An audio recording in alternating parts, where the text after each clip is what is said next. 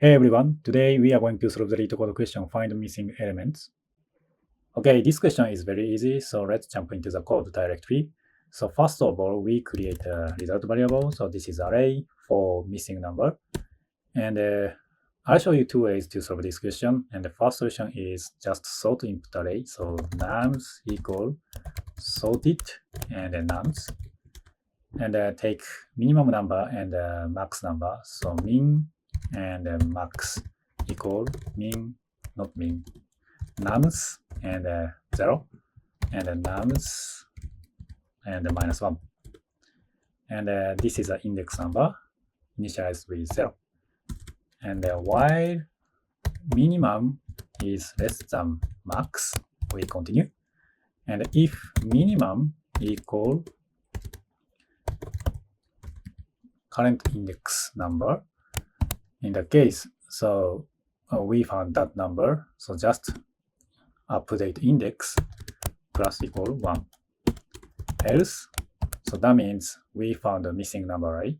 So let's dot append and minimum number.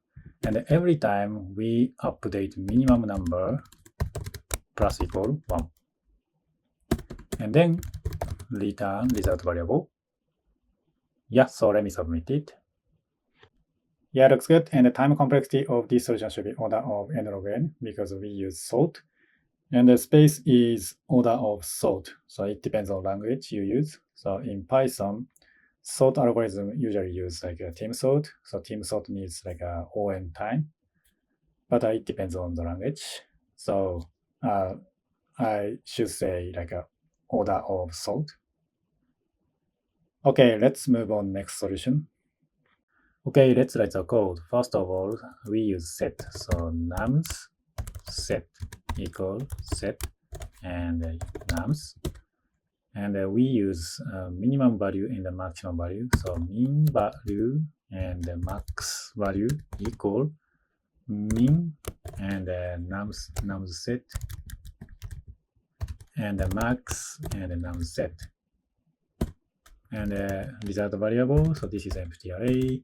So for I in range and min value and max value plus 1.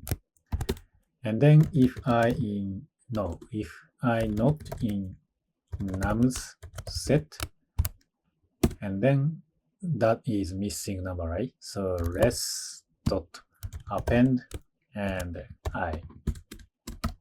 And then return result variable. Yeah, so let me submit it. Yeah, looks good. And the time complexity of this solution should be order of n plus k. So n is the number of element in the input array. And I think set is on, min and max is also on. And then plus k is a loop time. So from min value to max value. So that's why n plus k. And the space is same. I think n plus k. So n is for set. And k is for result variable. So if we don't count the result variable, just I think on, but more precisely n plus k, I think.